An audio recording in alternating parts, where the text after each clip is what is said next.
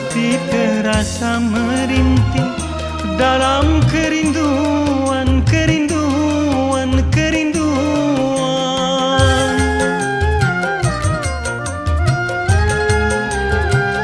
Akan ku kenang selalu saat perpisahan, dan masih aku rasakan kecupan bibirmu dengan derai air matamu. Oh, oh, oh. Dan engkau bisikan kata-kata cinta.